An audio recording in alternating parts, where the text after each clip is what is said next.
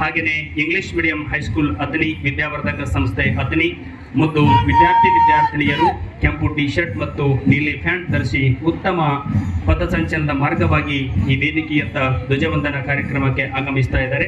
ಅವರಿಗೆ 78ನೇ ಈ ಸ್ವಾತಂತ್ರ್ಯ ದಿನೋತ್ಸವ ಜಾತವದಿ ಶಿಕ್ಷಣ ಸಂಸ್ಥೆಯ ಶ್ರೀಮತಿ ಸತ್ವಶೀಲ ಬಾಲಕಿಯರ ಪ್ರೌಢಶಾಲೆ ಅಥಣಿ ಮುದ್ದು ವಿದ್ಯಾರ್ಥಿನಿಯರು ತಮ್ಮದೇ ಕೋಟ್ ಮತ್ತು ಯೂನಿಫಾರ್ಮ್ಗಳನ್ನು ಹಾಕಿ ಪಥಸಂಚಲನ ಮಾರ್ಗವಾಗಿ ದೇಶ ಸ್ವಾತಂತ್ರ್ಯವನ್ನ ಪಡೆಯಲಿಕ್ಕೆ ದೇಶದ ಅನೇಕ ಮಹನೀಯರು ತಮ್ಮ ಪ್ರಾಣವನ್ನ ಬಲಿಕೊಟ್ಟು ತಮ್ಮ ರಕ್ತವನ್ನ ಭೂಮತಾಯಿಗೆ ಅರ್ಪಣೆಯನ್ನ ಮಾಡಿ ಈ ದೇಶಕ್ಕೆ ಸ್ವಾತಂತ್ರ್ಯವನ್ನ ತಂದುಕೊಟ್ಟಿರ್ತಕ್ಕಂಥ ಅನೇಕ ಮಹನೀಯರನ್ನ ಇವತ್ತು ನಾವು ಸ್ಮರಣೆಯನ್ನ ಮಾಡಬೇಕಾಗುತ್ತೆ.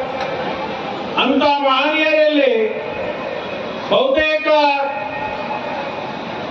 ಎಲೆಮರೆ ಕಾಯಿಯಂತೆ ಬಹಳಷ್ಟು ಜನ ಈ ಸ್ವಾತಂತ್ರ್ಯಕ್ಕೋಸ್ಕರ ತಮ್ಮನ್ನು ತಾವು ತೊಡಗಿಸಿಕೊಂಡು ಅನೇಕ ಸಂಗ್ರಾಮಗಳಲ್ಲಿ ಕಾರ್ಯೋನ್ಮುಖವಾಗಿ ತಮ್ಮ ಸೇವೆಯನ್ನ ಸಲ್ಲಿಸಿರ್ತಕ್ಕಂಥ ಅವರೆಲ್ಲರನ್ನೂ ಕೂಡ ನಾವು ಇವತ್ತು ನೆನೆಸಿಕೊಳ್ಳೋದು ಮತ್ತು ಅವರಿಗೆ ನಮನಗಳನ್ನ ಸಲ್ಲಿಸ್ತಕ್ಕಂಥದ್ದು ನಮ್ಮೆಲ್ಲರ ಆದ್ಯ ಕರ್ತವ್ಯ ಅಂತಕ್ಕಂಥ ಮಾತನ್ನ ಈ ಸಂದರ್ಭದಲ್ಲಿ ನಾನು ಹೇಳಲಿಕ್ಕೆ ಬಯಸ್ತೀನಿ. ಸಿಬ್ಬಂದಿ ವರ್ಗದವರಿಗೂ ಕೂಡ ತುಂಬ ಹೃದಯದ ಅಭಿನಂದನೆಗಳನ್ನು ಸಲ್ಲಿಸ್ತಾ ಇದ್ದೀವಿ ಸರ್.